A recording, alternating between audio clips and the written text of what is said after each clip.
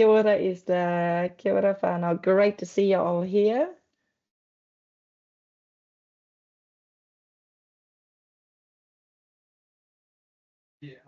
We've got about another minute before we're going to get started. Feel free to use the chat to introduce yourself.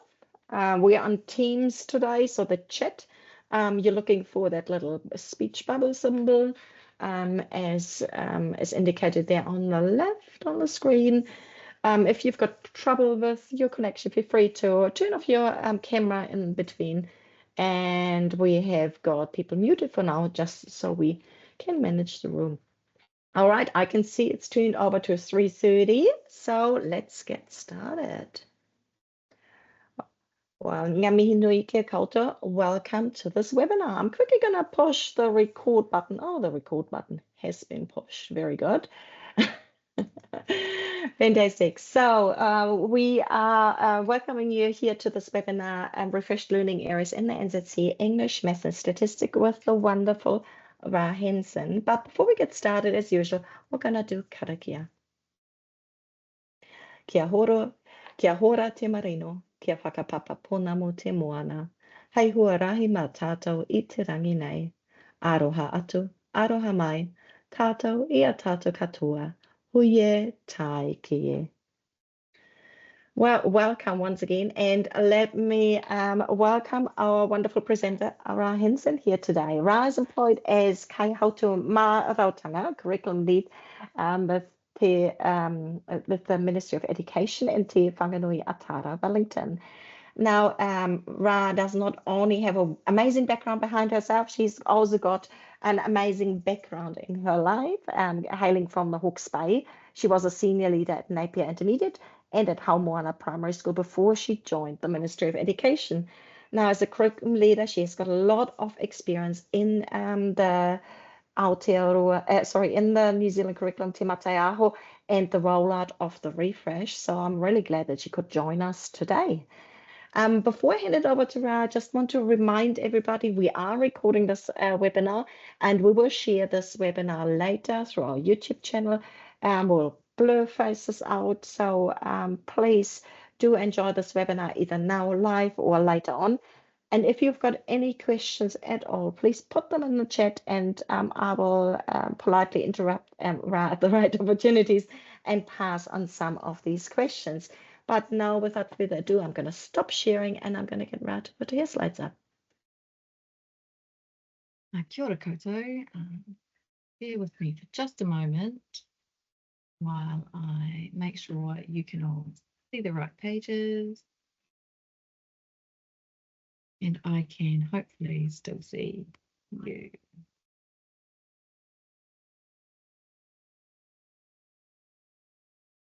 Okay.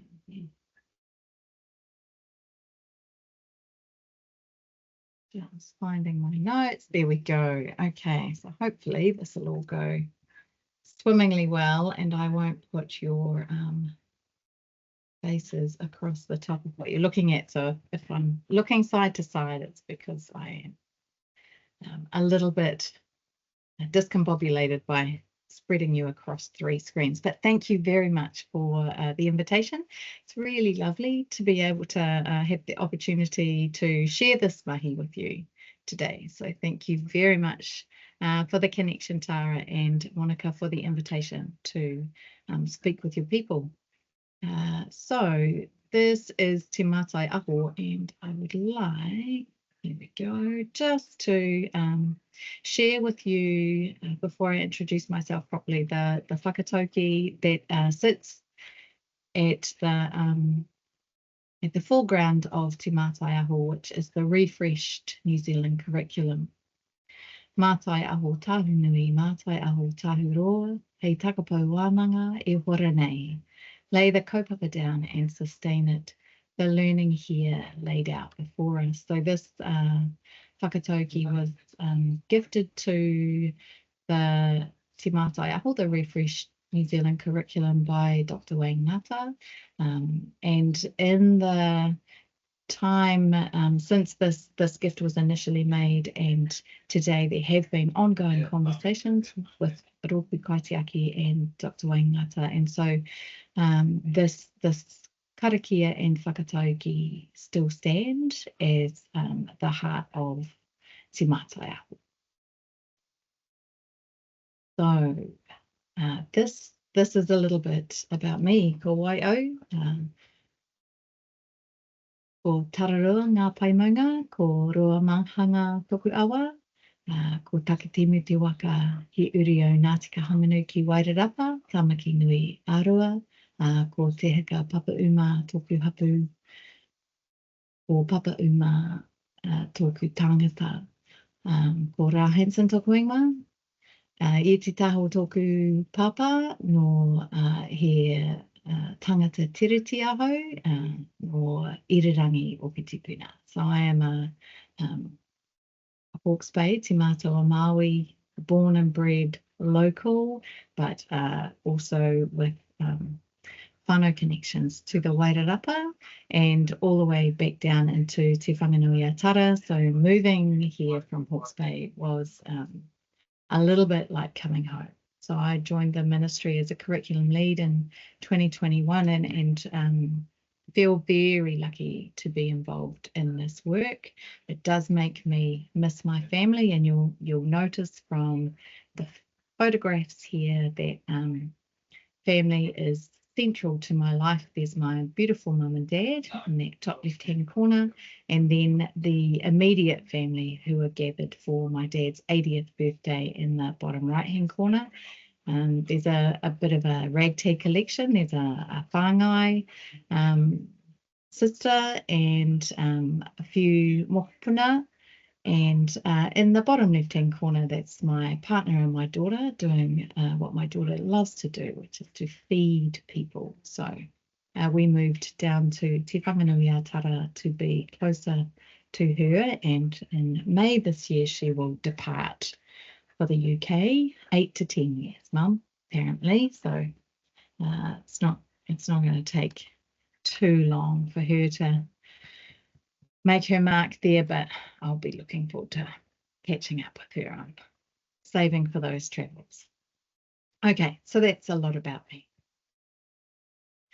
Just wanted to say at this stage that the curriculum lead service is definitely a regional resource. So although we do have links into the national teams, you will have in your regions, wherever you are based, you will have regionally located curriculum advisors. So we've moved from being curriculum leads to the curriculum advisory service.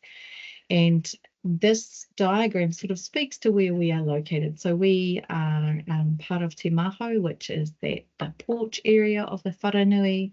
So we have connections back into Te Tāhuhu, the Ministry of Education, but we are definitely connected to our communities that sit external to the Ministry of Education. So not only are we really closely connected with schools, but we are engaged with the wider community, with hapu and iwi, with whānau, and of course with all of you. Hopefully this will be another great connection. So if you at any stage are interested in connecting with the curriculum advisory service in your region, then please do reach out through Monica or directly to us, and we can make sure that you know who it is that is responsible for supporting curriculum development in your rohi. Okay.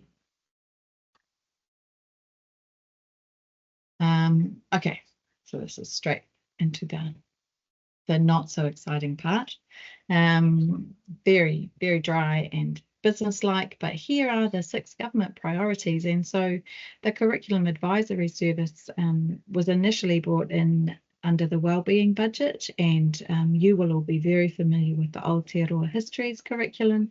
So when I started, local curriculum and Aotearoa Histories was at the forefront of the work that we're doing, and making that connection between learning and wellbeing was a really important part of our work. So obviously there has been some real shift to focus in on the refresh curriculum, and what that looks like at the moment is really closely focused on the English and maths and literacy and numeracy across all of the learning areas. So we are very focused on making sure that our kaiako and schools and kura have curriculum that are easy for them to understand, easy for them to access, support them, so have enough depth and rigour to support them in their work and make their work easier. And I should just mention at this point that Te Mātai Aho and the New Zealand curriculum for English medium is where my role sits. We do have curriculum advisors that work across Māori medium education and work with the Marautanga. So if you are interested in the Marau, then we have people that can support you to find those resources as well. So it's also working through a refresh. So I know Monica is keeping an eye on the chat, but if there are questions at any time, please do. I'd really like this to be as conversational as possible, then I know if I'm hitting the mark for you. So sing out, interrupt, or pop it into the chat and Monica will let me know. So this slide just speaks very quickly to the progress of the refresh, and there have been some shifts in this, and if you've been following the refresh, you will note that the intention had been to roll out the learning areas one at a time and allow schools to have the chance to take them on board and develop them, integrate them into their programs as we go. So what we're looking at now is that there will be a lot of material for schools and kura to grapple with and take on board in the second half of this year and into next year for implementation in 2027. And that is when we're anticipating having the full and final refresh of the curriculum up and running and being used by all schools. It retains, so the NZC will retain the learning areas, but there are some key shifts in the way that this curriculum will operate and the way that it's structured. So what I would like to do is I'd like to sort of take notice at the moment of the knowledge rich and informed by the science of learning aspects of the curriculum. So obviously all framed within the whakapapa of Te Mātai Aho. And for those of you that remember those Te Mātai Aho workshops, you may be familiar with this tohu here. So if you did any of those Te Mātai Aho workshops, you will remember that the curriculum is organised, or the framework for the curriculum is organised into different mātai. And what we have is mātai rea, which talks about progression. So supporting that work around progression is a really big part of our work at the moment. How people understand that, making sure that the learning for children is really focused around ensuring that they are able to access and experience the learning that is at their year level. And we have really high expectations for our children and our kaiako across that. And the other aspect that we have a lot of work happening in all those learning areas coming through is Mātai Aho. So Te Mātai Aho is the whakapapa and the overarching curriculum, and then the mātai within that, Mātai Aho, is where all the learning areas sit. So if you're wondering about that, that's how that works. So this diagram here, I really enjoy this diagram. It sort of just makes very clear for people what the different mātai in Te Mātai Aho are intended to do. So you've got mātai rangi, mātai nuku, mātai tipu as the why, and mātai ahika and mātai oho as the how. So at the moment, what we've got access to and continuing to have an evolving access to is the what part. So we're anticipating that the work on the how and the why will be the final part that pulls Te Mātaiaho and the whole of the NZC together, and that will happen further into 2025 and 2026. Okay, so here's some of the key changes between the 2007 curriculum, which is the previous curriculum, dates from 2007, and the refresh. So again, retains those 8 learning areas, but now instead of looking at curriculum levels and achievement objectives, I think in the 2007 curriculum there were 800 and something achievement objectives. Now we have 5 phases of learning that replace the levels, and we have 1 progress outcome for each phase of learning it in each learning area. And those progress outcomes describe what our learners need to understand, know, and do at each phase. So you may have heard it referred to as the UKD, and we'll dive into that a little bit more as we go, but the UKD model, or understand, know, do, is the framework through which we are building that progressive understanding. And within each phase, to make this curriculum accessible and useful and a really good hands-on key resource for teachers to keep coming back to, is the year-by-year teaching sequence. So within the phase, for example, in the first phase, which is years 0 to 3, you will have a year 1, year 2, or year 0, year 1, year 2. First 6 months, year 1. Teaching sequence, which will outline the key teaching statement for each year within each learning area. The other thing that's changed quite a lot is the key competencies, literacy and numeracy, which are now woven through all of the learning areas, and this will be consistent as those learning areas come through.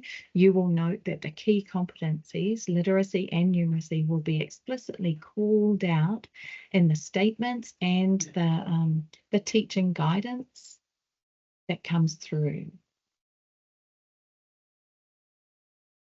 The other phrase that you will have heard a lot about is the science of learning. So the science of learning is a wealth of collected information, research, expert opinion. And what we have honed in on, and you can access a great video actually about Dr. Nina Hood, who's from the Education Hub, speaking about the science of learning that has a really key component of the science of learning around the neurocognitive aspects that inform one of the key aspects that teachers are working on to really inform their practice with the introduction of this new curriculum. So it's about thriving in environments where we feel valued and supported. So we know that that's a really important part of making our akonga feel secure and grounded and ready to learn. We know that knowledge is built on what comes before, and that all of our learners arrive with these experiences and understandings, and that we can build on that, and also that we need to ensure that there's a really firm foundation of understanding to be built on, and that we activate that prior knowledge when we're introducing new learning. We know about organising knowledge into long-term memory, and you will have heard cognitive load as a term that is being used a lot. And so essentially, if you watch the Dr. Nina Hood video, she will explain much more articulately than I can the need for reducing external stimulus or distraction, ensuring that teachers are very, very clear on what it is that is being taught and how they are going about doing that, how it connects to the previous learning, and making sure that the demand on working memory, that limited working memory, is low enough for our learners to be able to take on board that learning and make those connections so that it is stored effectively in long-term memory. So again, here you've got a note about social and emotional well-being as we noted, that feeling valued, supported, but also feeling socially connected, feeling emotionally secure, and motivation being critical to that in learning. So that holistic approach in education, where we look at the whole child and about knowing our learners, knowing their whānau, being connected, being aware of what is going on in our classroom and outside of it, is definitely part of how we are understanding the science of learning in this curriculum. How am I doing, Monica? Okay, so I just wanted to mention. Fabulous. Oh, thank you. Yeah, thank you. Just wanted to mention tahurangi here. So some of you may have experience with tahurangi. Tahurangi is the new online curriculum hub. It replaces, I think, 72 maybe Ministry of Education websites. And the intention of tahurangi is that it will pull all those diverse places for information together into something that is more intuitive and easy to use in one place where our information is gathered. So it is evolving and it will continue to improve. There are some tricks and tips that make using tahurangi a little bit easier, but I do encourage you to explore it because it's becoming a great tool.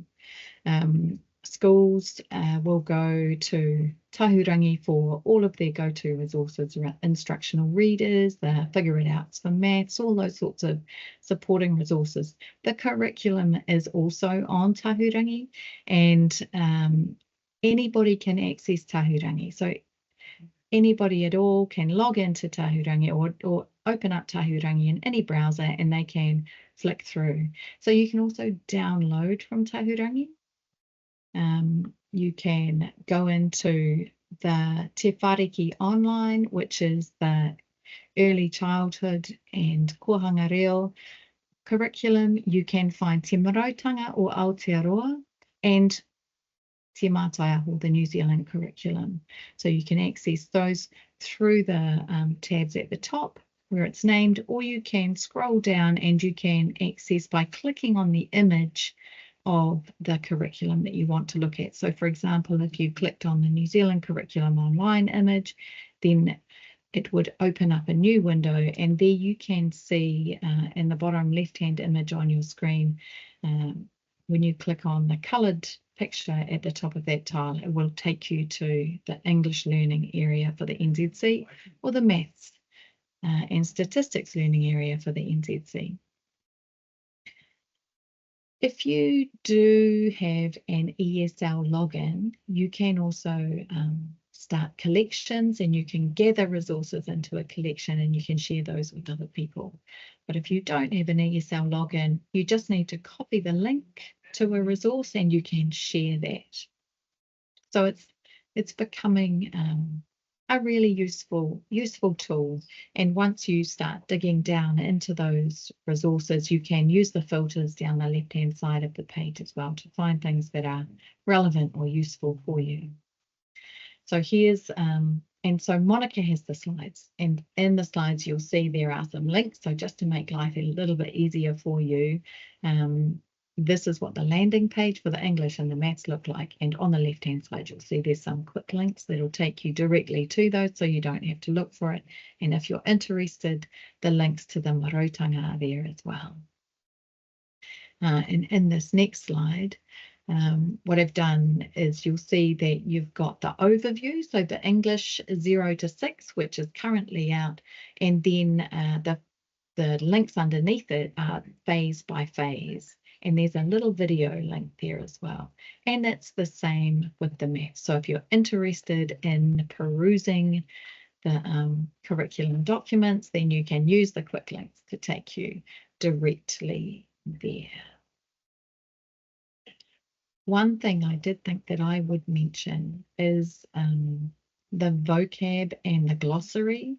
So in the English curriculum, at the end of the quick links, when you go to the English curriculum, you'll see a glossary.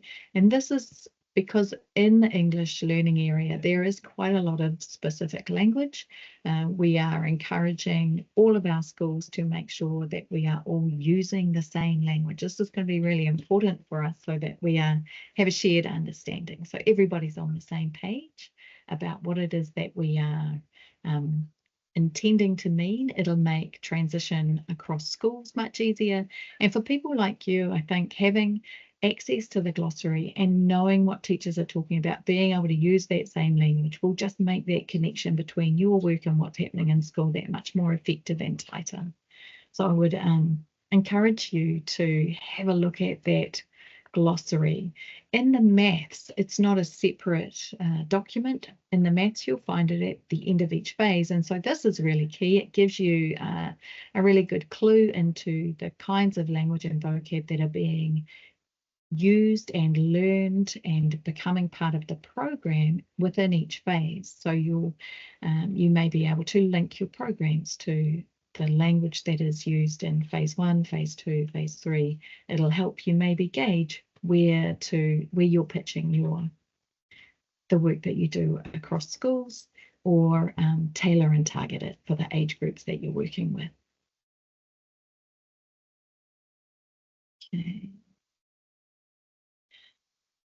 Okay, so that was things to notice. This is a little bit of recognize. So notice, recognize, respond is a framing that comes from Te Whāriki, and Te Whāriki, as you will know, is an absolutely beautiful document. So we are borrowing generously from Te Whāriki here. So what we'd like to recognize is that for the intention of Te Mātai Aho is for learning areas to be woven together. So although the English and the maths and statistics are coming out separately, this is to give us an opportunity to really dig in and become familiar and comfortable with each learning area as it comes in. And then we can start to look at how we weave that together. And I imagine from my experience as working in schools and loving all the trips and the opportunities to engage with experts outside of our schools, that this is where you really come into play, that being able to weave our learning into some contexts that are really going to capture the imagination of our learners is key for the long-term success of this curriculum. So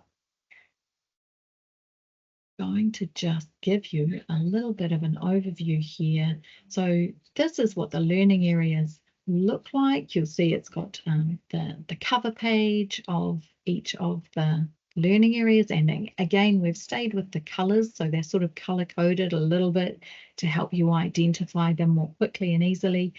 Each learning area has its own purpose statement, and I'm loving the purpose statements for the learning areas. And then under that you'll see the understand, know, do.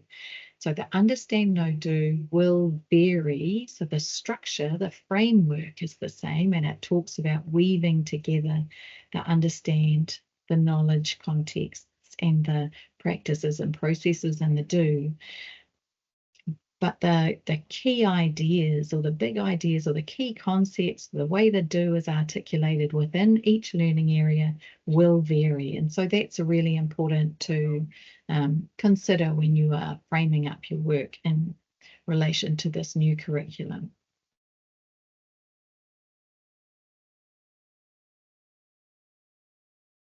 So here are the purpose statements for the English. Ko te reo tōku tuakiri, ko te reo tōku ahurei, ko te reo te ora. Language is my identity, language is my uniqueness, language is life. And in the maths, ano me he whare ku ngā werewere, behold, it is like the web of a spider.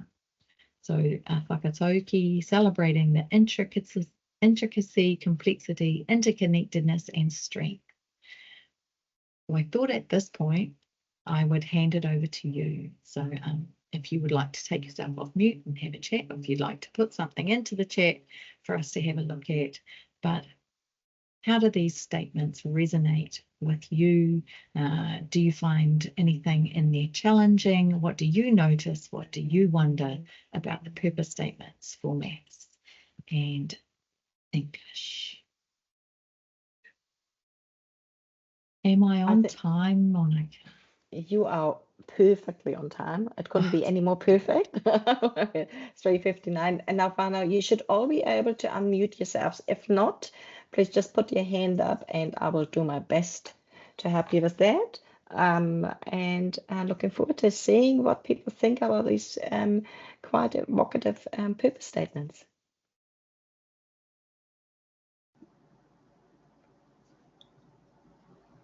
No. Kia ora, Esther. Oh, kia ora. I didn't have anything to say. I just unmuted myself. Sorry. All I'm saying is I'm so appreciative of this workshop, and it's exactly what I wanted, and it came at exactly the right time. And it's such a lot. I can't really take it all in. Obviously, I can't take it all in. I haven't really got any specific questions, but just this general thing is so incredibly helpful. And I'll go to my local Nelson person if I need more follow-up, but it's really good. I mean, things like, you know, the numeracy and the key competencies and the literacy going through the different curriculum areas. I'm an art gallery educator, you know, just that whole thing that really aligns with my philosophy of gallery pedagogy. So that is amazing if it's explicitly in the new document. So I haven't got any questions, so I'll just shut up now, but thank you very much for the session. Thanks, Esther. Kia ora, Esther. It's always great to hear from you. Sorry to interrupt. I just have to say you have lovely curriculum advisors. You have Dan and Janine down in your Nelson office. I think they're both located in there. So fabulous resource.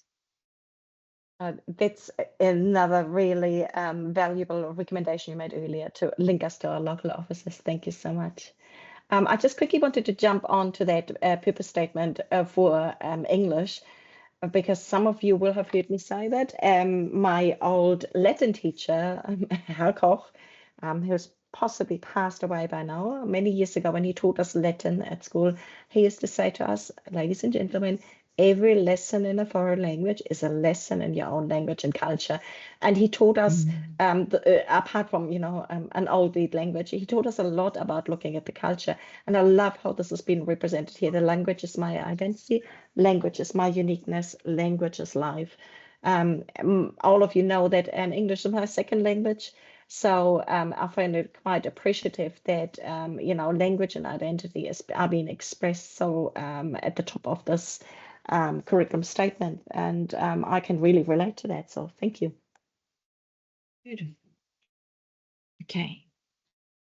Donna, do you quickly want to jump in? I see you've unmuted yourself. I just have to say I'm looking forward to the recording, as I just had a few technical issues getting on today, which is totally me. And so, but looking at it from, so Kōtana Tukuikua from Te Ao Māori Rock Art, I'm the Kaihautū Marautanga. So looking at this, you know, obviously fits perfectly with our the purpose statements. I'm just, my heart, my manawa is huge when I read this. So yeah, really looking forward to exploring the resources online that I've just heard about, as I've only been on about 10 minutes.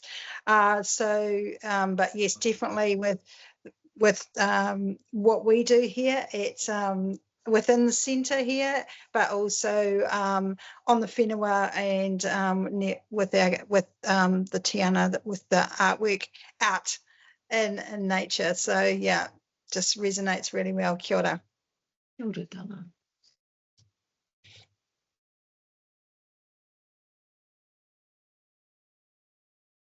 Okay. See. Right. Okay. So you've done very well to hang in here with me, people. I thought that I might take a little bit of a dive into the understand, know, do at this point. So thing out, Monica, if I need to clarify. So you can find all of this in the documents, and the documents are really good. There's a lot of information packed in, and there was a lot of backward and forward and feedback and review over how much information needed to be in those curriculum documents. So they really tried to hone them and respond to the feedback that has flooded in around the English and the maths and stats learning areas. So I would encourage you to have a look in them, but just very briefly, I thought it'd be really interesting for you to have a think about the way that the big ideas have been grouped in the understand for the English and the maths, and then what that looks like in the contexts and the processes and practices in the do. So when I very first started in this work, one of the writers, I think it was in the English curriculum writers, said to us, she had this great description of how to understand the framework, the UKD framework, and she talked about the understanding being these big conceptual ideas that have overarching connections into all sorts of facets of lives. And we grow our understanding, our ability to connect with those big concepts through learning specific skills, processes, practices, and implementing them so that we are building up our knowledge across different contexts. And once we have that sort of understanding at that level, and we can transfer that understanding across different contexts, then it brings to life these big overarching ideas in the understand. And so in the English, you've got language and literature give us insights into ourselves and others. And you can see how that's such a huge, big idea. But when you start thinking about how do we actually get to there, there will be so many different opportunities to connect what happens in your work and the work in schools to that big overarching idea. And because I started in the Aotearoa Histories curriculum, one of the key things that we would work with schools around was understanding that a really rich context for learning would connect with more than one of those big ideas in the understand. So a really rich context that gives all those opportunities for integrated curriculum to happen will connect with big ideas in the understand, more than one big idea in the understand aspect of the English, but it will also connect into something to do in the big ideas for maths. And when science comes through, there'll be all sorts of opportunities to connect across into that learning area, and so on and so on. So that weaving, that integration is a really key idea. You'll note that stories of Aotearoa New Zealand are unique. Taonga tuku iho is in the understand, and then, oh, I've jumped ahead. I didn't actually mean to do that. Communication is really key, and in this English learning area, there's a specific strand of oral language now. So oral language is new into the English curriculum as a specific strand. There's a great emphasis on how we ensure that this is the one of the key building blocks to really bring literacy language and the English language alive for our learners, and to give them access to the skills, practices and processes that they need to have under their fingertips and under their tongue to allow them to really thrive and succeed in the world. In the know section, which is those contexts, that's where you see the features and the structures, you see the different types of texts, and something key to remember is that text in this situation refers to all sorts of different modalities of text. So visual languages come into play here, auditory recordings come into play, so all sorts of different ways of interacting with text. Text has that great big broad understanding there.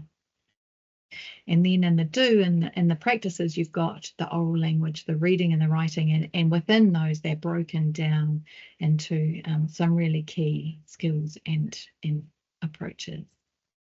Okay, in the maths, you'll note that there's 3 areas in the understand: pattern and variation, logic and reasoning, visualization, application. And visualization is a really important part of this maths and statistics learning area. The research and evidence base that has been drawn on for the development of this learning area really clarifies for us the importance of that ability to visualize and to communicate what it is that you are, your intention and how you are working through your thinking. You'll note that the strands here follow the traditional number, algebra, measurement, geometry, statistics, and probability. And then in the do section, you've got those robust practices and approaches.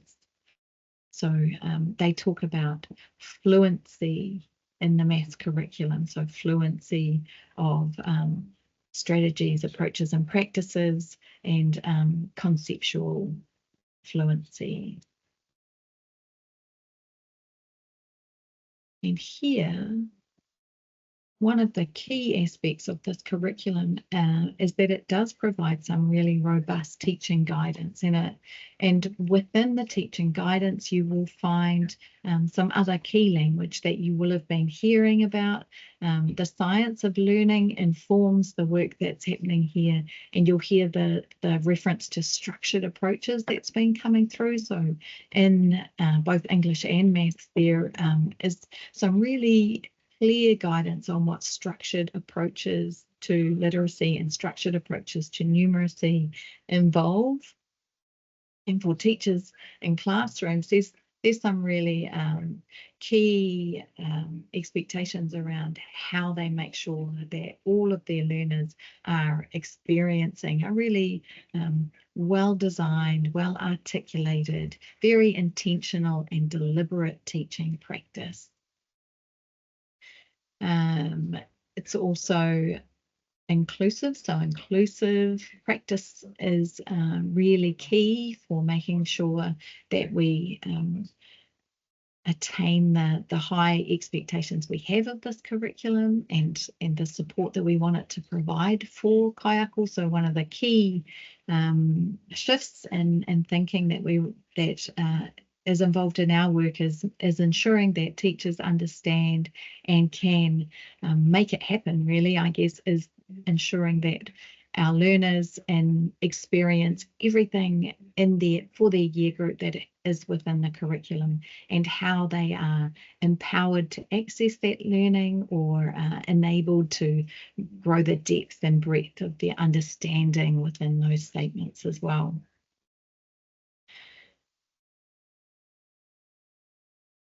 One of the key useful things, so I thought I would share this with you. Monica's got the slides, and again, the link for this activity is in the slide. So this is actually an activity that is again around the language and the terminology that's being used around the science of learning, and digs down into those practices and approaches that teachers might be using in their classes. So this is from the 2024, I think it was the May Teacher Only Days, where that video of Nina Hood talking about the science of learning and Alison Arrow talks about structured approaches and literacy.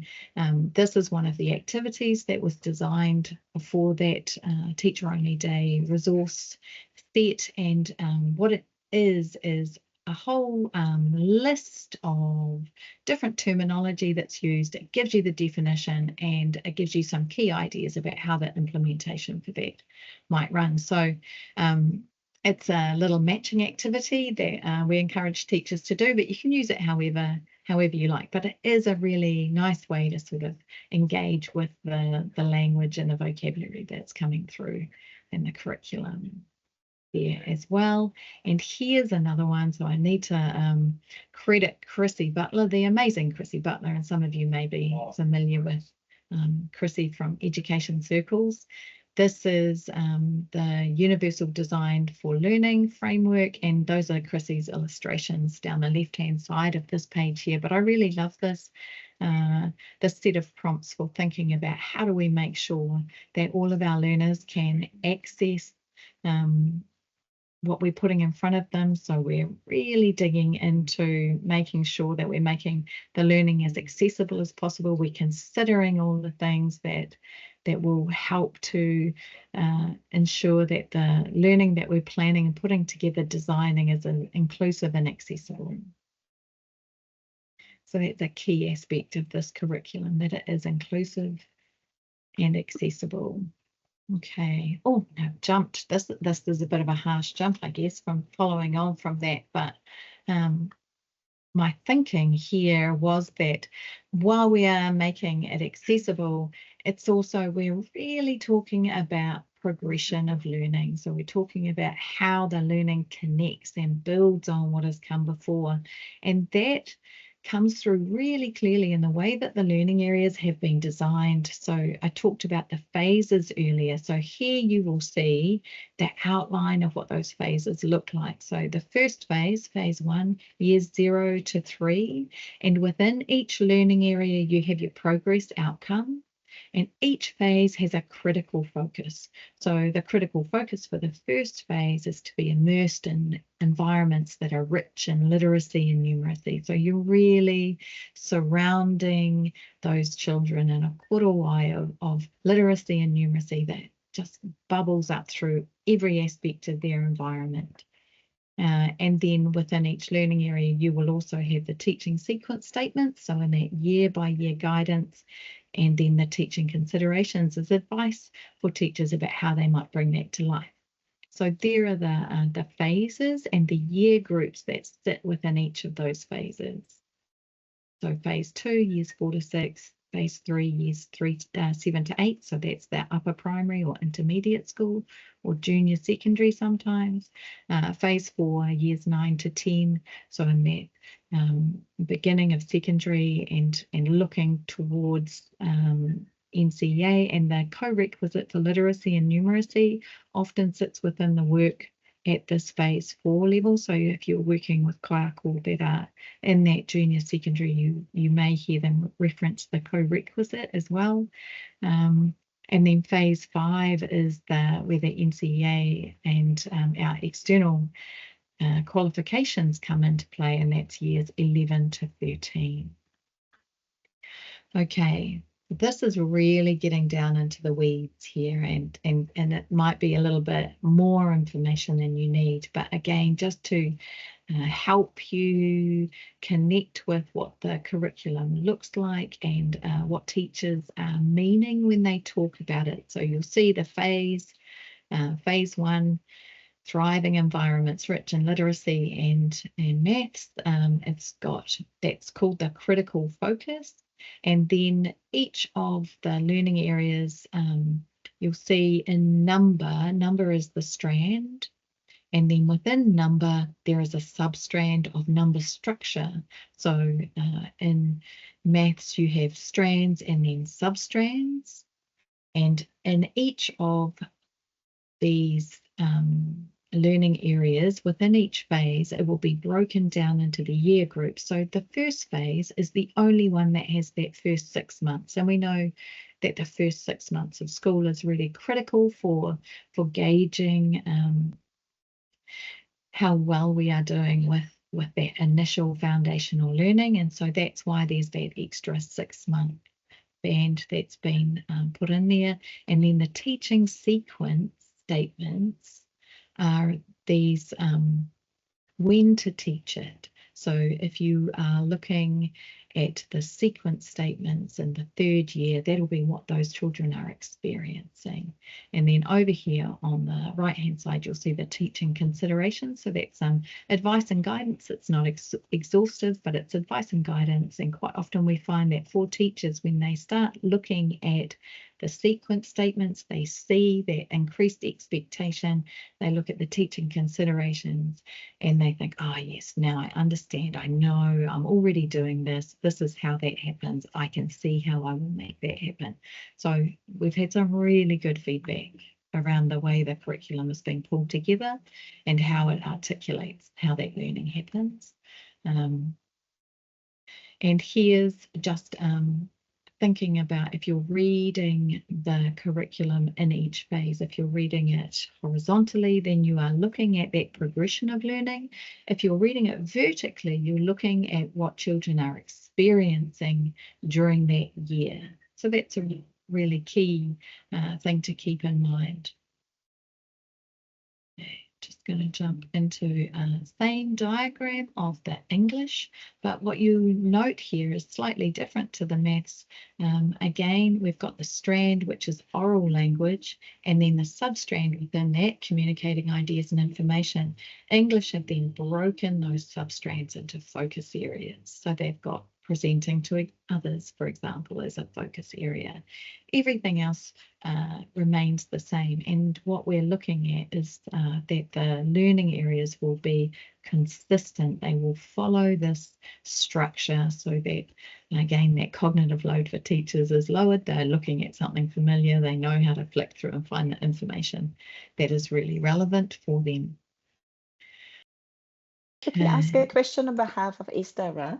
Yes, please. Esther just put in the chat, can you please comment on the changes to the viewing and presenting aspects of English in the new version of the curriculum? Okay. So viewing and presenting. Oh, sorry, Esther. It's possibly something that I would encourage you to make contact with your curriculum leads about, because I think if we start trying to jump into the actual curriculum document, look at specific teaching statements, then I might get a little bit confusing, and I'm very aware that there's 10 minutes to go. So I'm really happy to follow up, Esther. I'm happy to have a chat or exchange emails or whatever works for you, or if you want to make contact with Janine and Dan. I think that that may be a little bit of a bigger chunk than I can do well at this moment. Okay. That's it. Thank you so much, Ra. We really appreciate how deep you're already going for this. That's okay. I just wanted to make sure we leave some time at the end. But, yeah, and Esther just said she will get in touch with her local colleagues, and I'm sure there will be some of us who will also reach out to you. So thank you so much. Great. Okay, so I think we are doing pretty well. Just so you are aware, this is what your teachers in your schools are sort of thinking about. They're thinking about how they implement the maths and statistics and the English learning areas this year. So there was quite a bit of conversation and prep that went in on last year. For a lot of schools, they're starting with one or the other. Some schools are starting with both, but there will be some variation across your places of learning about how they are really tackling the implementation. There's a lot of professional development around structured approaches to literacy and structured approaches to maths. You will have also heard about the additional resources for maths that have gone out into schools. So there's a lot going on for schools. And I really appreciate this opportunity to speak with you. I think the more that we can have everybody understanding what is happening with the refresh of the curriculum, understanding the language that's being used and the way that these documents are being referenced and embedded in what's happening in learning for our kaiako and for our children, then that will make the whole system stronger and more effective and more efficient, and therefore more fun at the other end of it. So yeah, just really wanted to thank you very much for this opportunity to speak with you. It's been a real pleasure and an honour to meet with your group of people. So thank you very much. Right, and that does bring me to the end of my slides. Fantastic. So- Aren't you wonderful? That is just such great timing. But I have, of course, had a conversation with you about the slides before, but it's just so good to hear it. And I'm thankful that you have given us permission that we can record this and share this, because I will be going back over this quite a bit to really make sure it cements in my brain. But anybody out there who has got questions, feel free to use the chat or just unmute yourself. A small enough group that we can just talk. And if you guys don't mind, I'm going to start us off with a question that is always burning on my mind: is how can we as educators outside the classroom find out more or stay up to date with all those different curriculum documents? I think you've mentioned some options already, but just wondering if there's anything specific you can recommend for us to do. Yeah, so I can actually. There's a curriculum newsletter, the Te Mahau curriculum update newsletter, which you can subscribe to, and that goes out to, it's accessible by all our schools, and it just has those updates, new resources, changes in the refresh. It will be a really useful, just turns up in your mailbox, have a quick scan through it, see if there's any useful links. Tahurangi will have the latest releases and updates will constantly come through. So I would recommend getting as familiar with Tahurangi as you can. Make it your one-stop shop if possible. And the curriculum is designed to be a digital resource, so it does have quick links that will take you straight down into different sections of it. So having a play around, you can't break it, but having a play around with how you navigate through that document is a really good idea. Yeah, and touch base with your local curriculum leads. I do want to say that they are such an amazing resource. I think we started with 30 across the country, and the numbers are growing.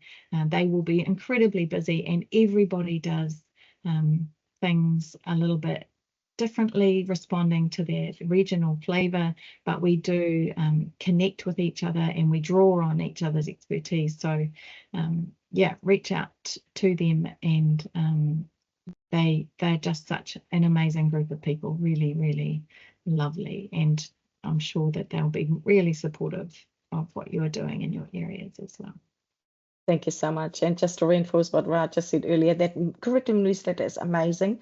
We had a bit of difficulty getting on the list, but if you want to subscribe to the curriculum newsletter, please do get in touch if you're having difficulties, and we will link you to the people that can make it happen. In fact, it was so full of information that I sent it to my team and said, please, let's split this up, because my brain is going to explode if I'm looking at all these links. So that was really useful. Now, Megan just said, thank you so much for the session. It's very applicable to our pedagogy here in the arts to support co-curricular learning. I would love to connect with someone in the West Auckland region to discuss further. So that would be, was that, oh, sorry, Megan, I was originally thinking a curriculum lead in West Auckland, or were you thinking of another educator in West Auckland? Feel free to unmute yourself or just use the chat.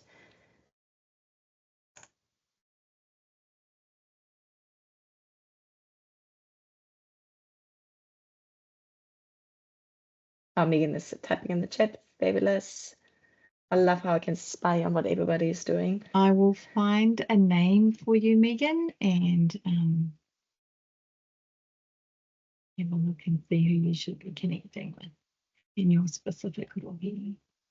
And the Te Mahau curriculum update, I think, is what that newsletter is called. You can, if you look in the education bulletins section of the ministry website, you'll be able to find it. Yeah, some of us, some of us had trouble subscribing because at one point you had to select which school you were from, which of course we're not, but there are ways around this, which we found out. That's really great. Also, the education bulletins are a really good thing to follow for those of us that are team leaders or sole educators, because there's always some good information coming up for school leaders. Fantastic. Awesome. Well, we've got 2 minutes left. Is there anybody else who's got a question? Because I have burning questions, but I don't want to monopolize this conversation. Well, I might just have my burning question while I've got the chance. I've been thinking a lot about this, and I've worked with my team on this, about the role of an educator beyond the classroom in the delivery of this refreshed curriculum learning area. Where do you, from your point of view, see us fit in regards to that curriculum? Okay. So I have to admit that your enriching local curriculum or enriching curriculum roles are really dear to my heart. I know that the work that I have done with museums and galleries, with trusts that run different sites around geographic areas, it all just adds so much depth and richness to connecting what is happening across the classroom, across the learning areas, across that integrated curriculum. It really brings it to life. And I think that the more that we can make those connections for our kids and also for our communities, right? Like quite often you take people along with you and they've never been before and it's around the corner from them. But I think the questions, the conversations, the inquiry that comes out of those, the language that comes out of those experiences for our kids is so rich and so valuable. So I just would encourage you all to be as active as possible in connecting with your schools and waving your own flag and singing your own praises, because for me that's an essential part of ensuring that this curriculum does realise its potential, that it is located in the places and the stories and the history and the aspirations of our communities and our home. So there's a soapbox moment. Thank you so much, Ra. I give you a soapbox like this anytime because this is spoken from my heart, but way more eloquently. Thank you so much, Ra, on behalf of all of us, those that are present right now, and those that will watch on the recording.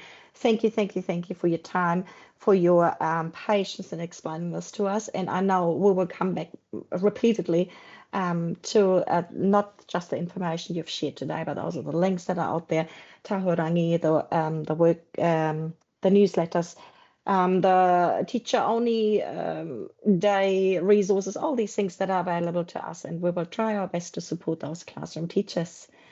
I hope it's helpful. Yeah, definitely. It is time for us to wrap it up. We've just gone slightly over time. I'm just quickly gonna share the slide again. We have decided we want to follow up on the wonderful knowledge that Ra has shared with us today. And of course, we also had an insight into NCA Level 1 in September last year with Graham Ball.